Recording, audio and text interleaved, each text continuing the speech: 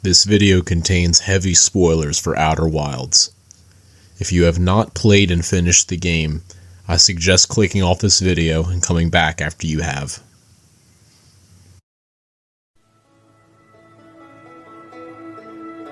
Video game music is powerful, and when we hear a soundtrack, we often think about what it represents. Memory is deeply linked with emotions. So when a music track sticks with us, that means it was emotionally meaningful in some way. There are innumerable examples of this in video games, and I'll give a few examples that come to my mind when I think about them. Safety and relief amidst a hostile and broken world.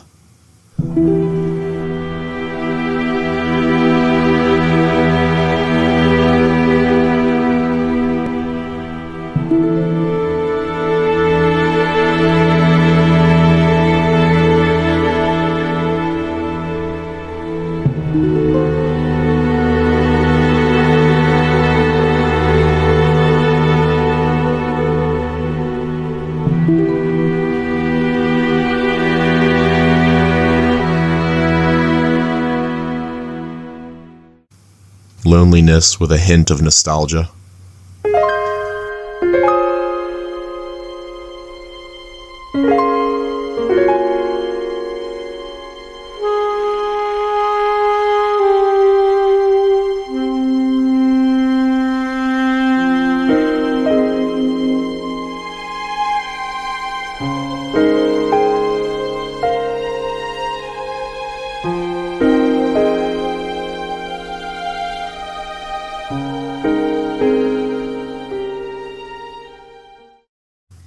A struggle with inner demons fueled by motivation.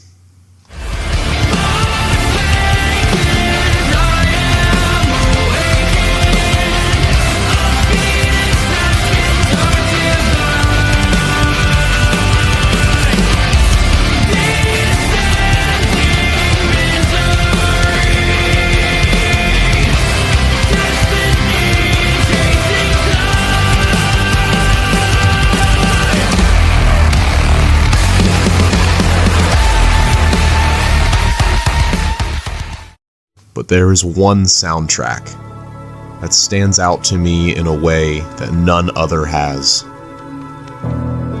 Russian physiologist Ivan Pavlov conducted an experiment in which he would present food to dogs after ringing a bell. After several repeats of this procedure, he found that the dogs would salivate at the ring of the bell even when the food was not presented. This experiment led to the discovery of classical conditioning, which occurs when an animal or person learns to associate a stimulus that evokes a certain response with a new, conditioned stimulus. I bring up Pavlov and his dogs because this soundtrack directly relates to classical conditioning, as it induces a conditioned response in the player.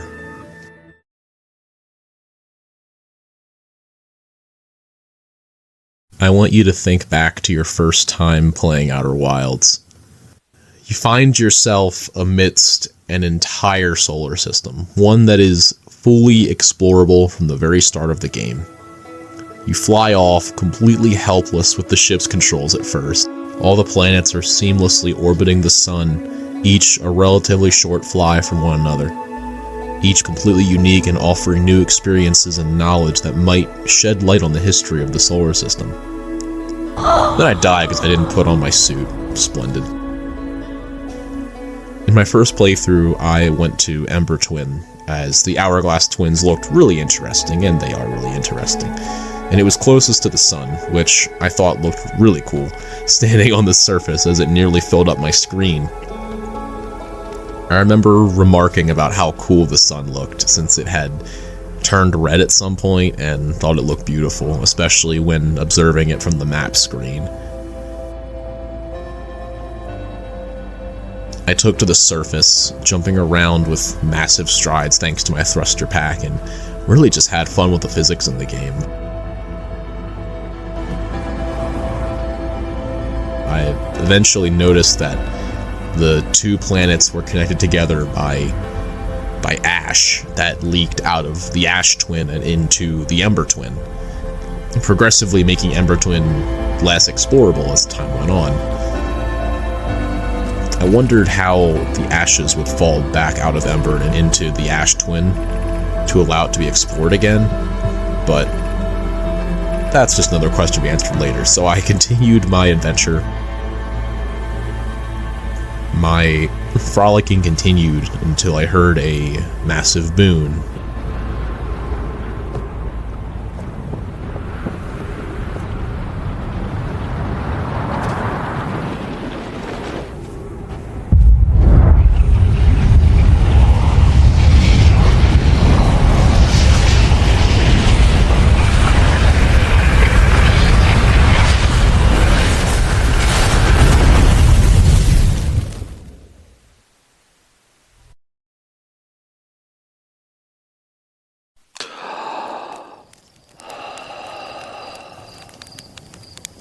The hell just happened?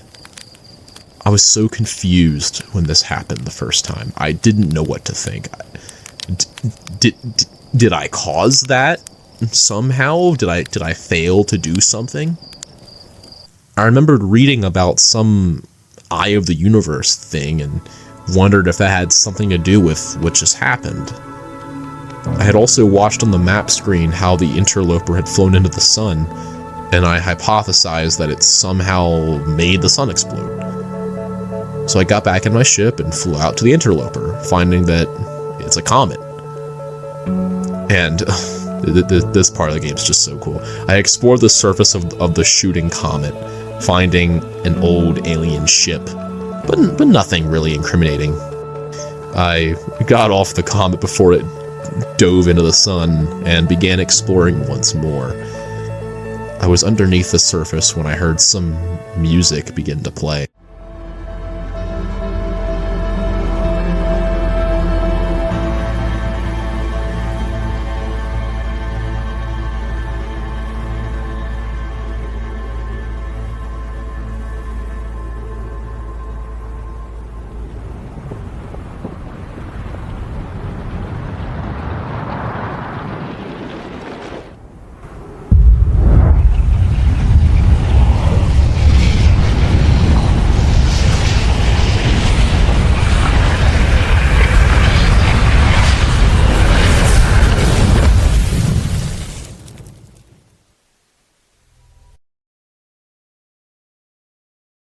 I realized that each time the sun was about to explode, this song would play, marking your last minute to live. I continued to play the game, exploring each planet in its entirety, uncovering the secrets of the Nomai and their grand plan to find the Eye of the Universe. With every subsequent loop, that soundtrack that played at the very end became either a sign to hurry the hell up and finish what you're doing, or to sit back, relax, and let eternity embrace you. Either way, this song's opening chords became a bit of a stress trigger. It meant that my time to live was nearing its end. Even when listening to the soundtrack outside the game, I can feel that same click in my brain telling me that time is up. It became a programmed response, similar to Pavlov and his dogs, a classical conditioning wherein hearing this soundtrack passively playing in the background would become a stress trigger. Because I discovered that this seemingly somber and innocent track is not only a sign to hurry up, but is also a harbinger of doom. And all of that merely builds to the subject of this video.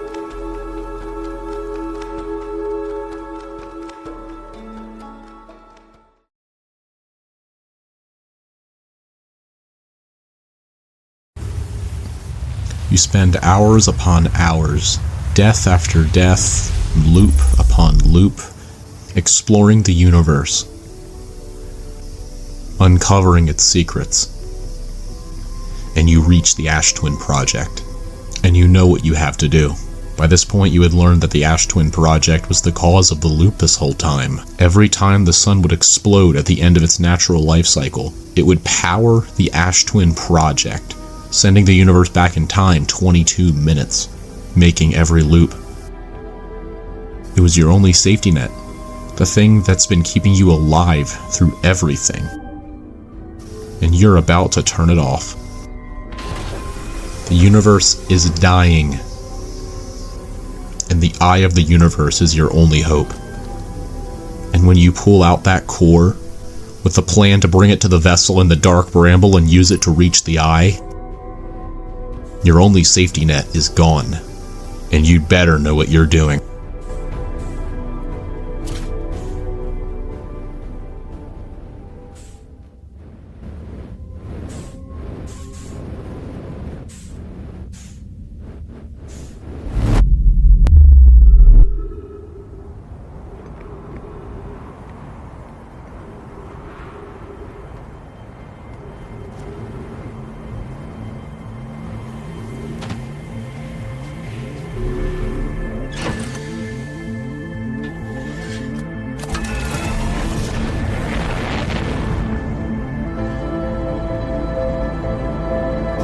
There it is.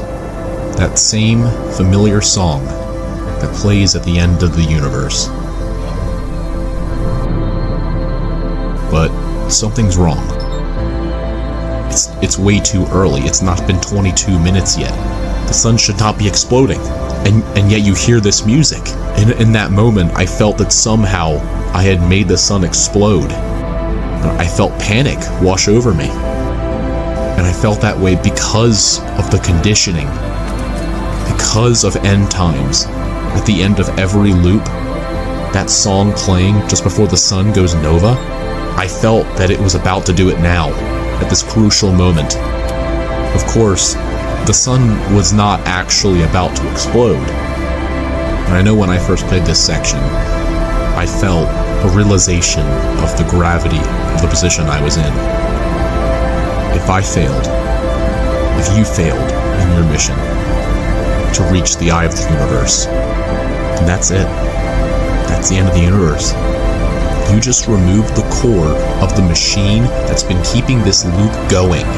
And if you fail to bring that core through the dark bramble into the vessel, then everything's over. The sun is dying for the last time. It's your last life.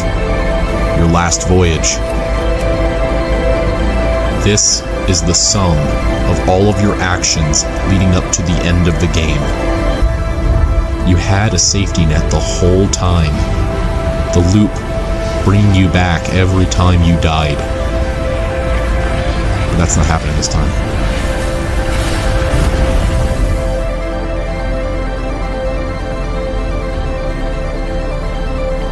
The song itself is like End Times, but different. It's fuller now, like a symphony, conveying both a sense of urgency and grandeur.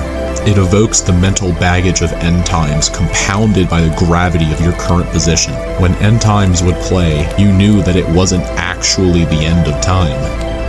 But this time it is, and the song reflects that weight. You enter the bramble, and the music fades, only hearing it reverberate within the bramble, as if you're drifting far, far away, out of the universe's reach. The sound dampens, befitting the nature of the bramble. You're so far gone and so far away that even the symphony of the solar system can barely reach you. Just quiet enough to hear the breath of the horrors dwelling within the bramble.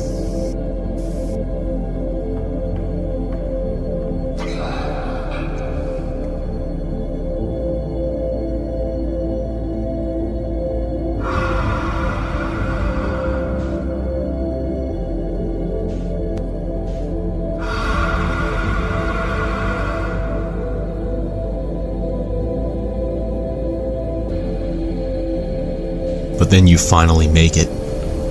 After what felt like an eternity of navigating the bramble, you see the vessel, and you full throttle towards it, stopping only to disembark your ship, leaving it behind. with the music blaring once more, almost in congratulations and esteem. Your voyage is nearly over. Now all you have to do is install the core, input the coordinates, and...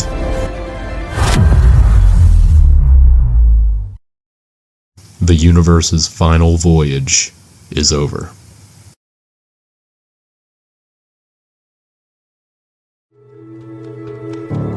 Everything in the game led up to that moment. End times classical conditioning of the player into a state of dread, urgency, and stress being utilized in the final sequence of the game to impart a sense of grandeur and urgency was absolute genius. It's just another aspect of Outer Wilds that makes the game an incredible experience. As someone who appreciates music in video games, I think it's something special when I can hear a soundtrack outside of a game and be instantly taken back to that experience.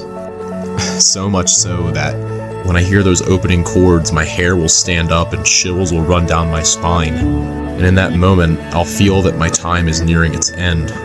Then, just like in the game, relief will come, knowing that another day, another loop may come. So, as relief dawns on me, I rejoice in today, knowing that in this moment I truly live, and to not waste my time, for I know not how many loops I have left.